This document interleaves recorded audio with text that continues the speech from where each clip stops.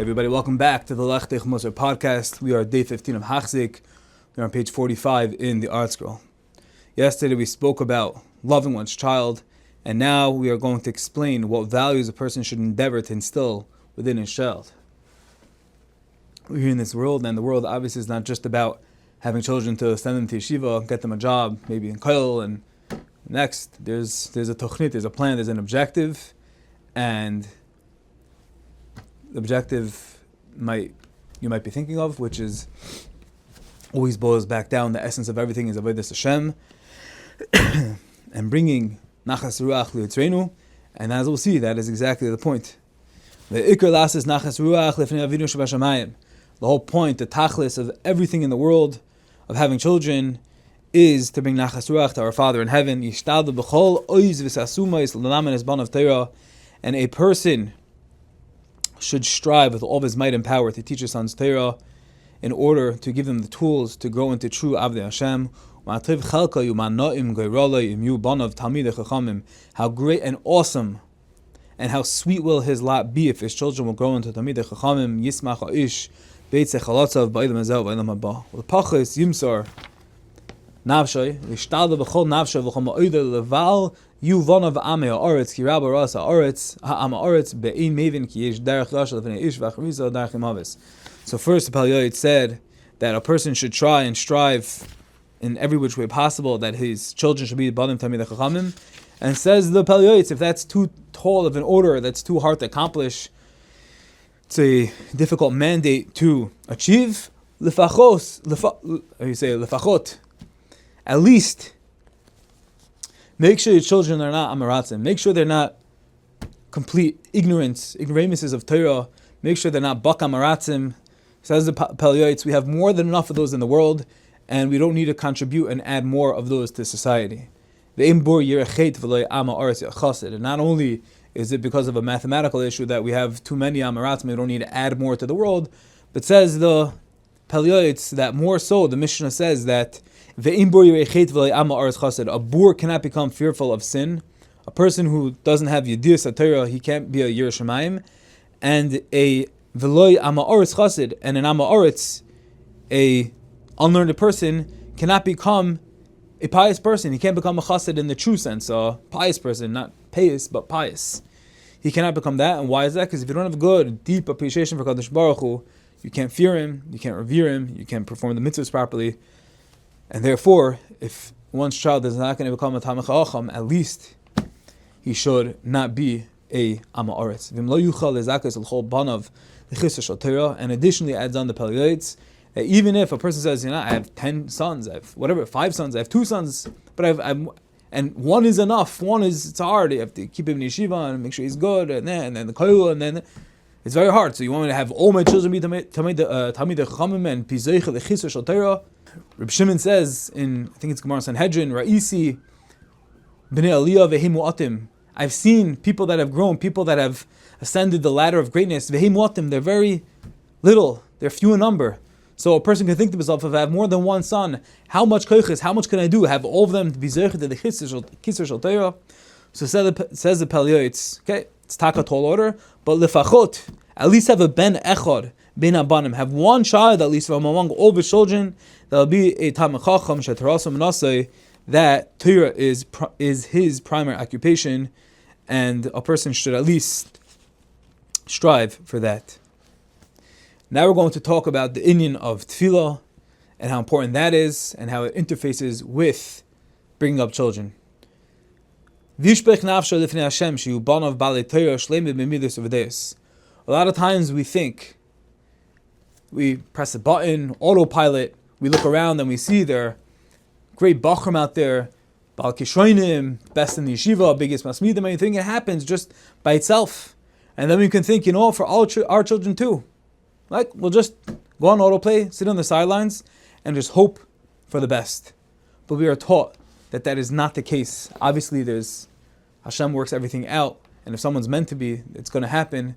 But from a hishtadlus standpoint, says the Pele Yoeitz, there's no autopilot in Yiddishkeit. There's no autopilot in Chinuch Habanim.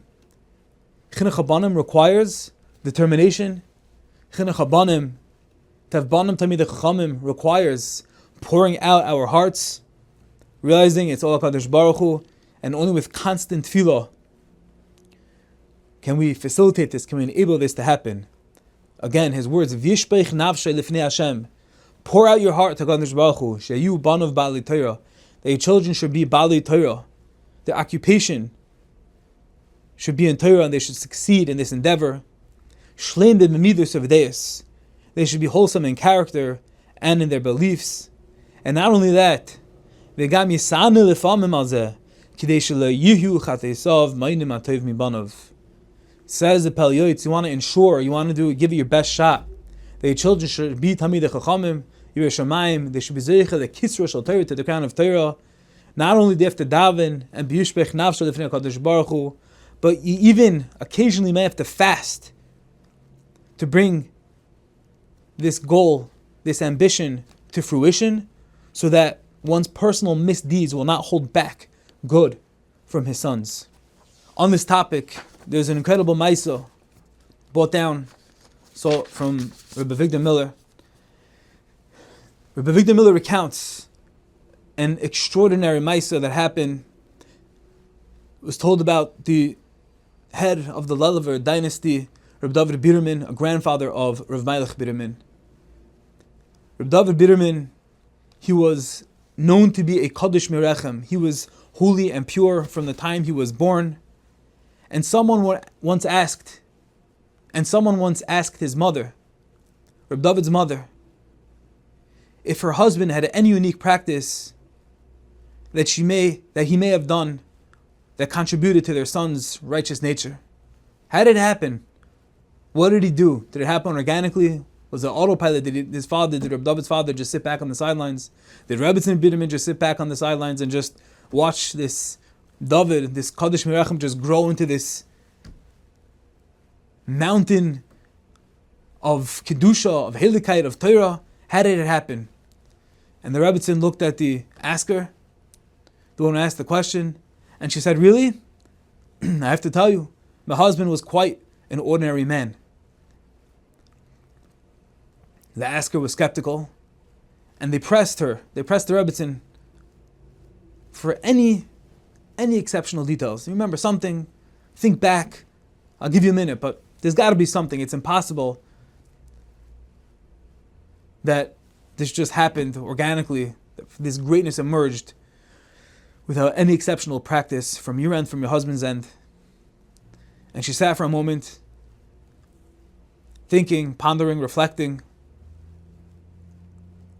until she finally remembered one moment, one tefillah that was off the charts, that was truly remarkable. And one time, Reb David's father went into a closet, went into his office, went into and just davened and screamed out, "V'yizku lireis banim uvnei banim oiskim b'Torah uv'mitzvos." And he cried and he cried, and she remembered hearing these words. Now they're coming back alive, ringing in her mind. "V'yizku lireis banim uvnei banim oiskim b'Torah." And he pleaded and he begged and he beseeched HaKadosh Baruch Hu that he should merit righteous children who engage in Torah mitzvahs. And his intensity in that tefillah didn't end in dry eyes. It escalated to the point of tears, shouts, banging his head against the wall, and even fainting at times. And this didn't happen once, but you remember this happened quite often, where he would do this, and it came to a level where he was even banging his head, asking, pleading, begging HaKadosh Baruch Hu, "V'yizku lireis banim uvnei banim oiskim b'Torah." And she said, perhaps it was those times where he even not only banged his head, but he fainted. All that emotion that was exerted, that was invested, that koyach tefillah, the power of tefillah, may be the answer, may be the golden ticket, how we were zeiche to our heilige Kaddish Mirachem Reb David Biderman. That's what the Pele Yoeitz over here is telling us. V'yishpech nafsho lifnei Hashem. There's no autopilot. It's with constant, perpetual tefillas, and with that we can hope, daven for sure, for success, for our children's success, for Banim Tamid Chachamim Oiskim B'Torah Uve Mitzvahs.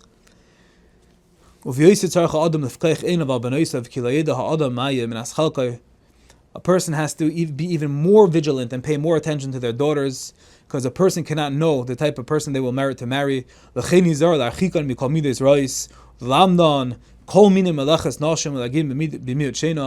father should accustom himself to teach his daughter all the good midas and good customs, and even teach her how to function, how to operate on minimal sleep, because that's how mothers have to function.